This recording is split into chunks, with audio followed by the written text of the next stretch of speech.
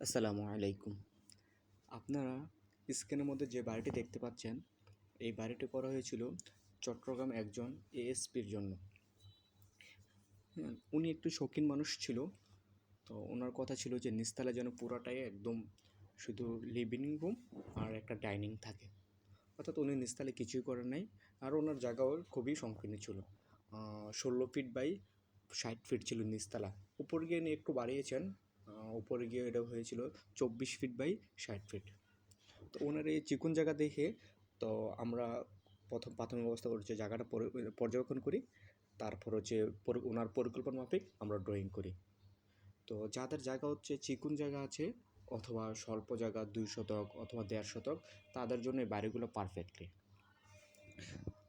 বাড়ি শুধু একটি ইট পাথরের ঘর নয়, এটি আপনার ভালোবাসা এবং আপনার স্বপ্ন।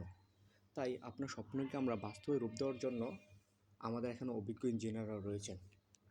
আর যেহেতু বাড়ি আপনি জীবনে একবারই করবেন, অথবা অনেক খুব কম মানুষই আছে একাধিক বাড়ি করে, কিন্তু আপনার জায়গা অল্প, টাকার পরিমাণও খুব কম, তাহলে কেন অদক্ষ অথবা পরিকল্পনা ছাড়া একটা বাড়ি করবেন?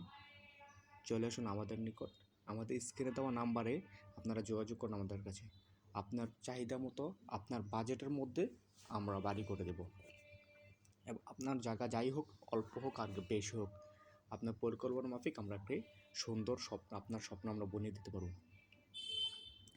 আর এই বাড়ির মধ্যে আপনার দোতলায় ছিল 3টি বেডরুম, আর নিচতলায় ছিল হচ্ছে, নিচতলায় কোনো বেডরুমে ছিল না, কিন্তু খুবই চমৎকার একটা বাড়ি ছিল।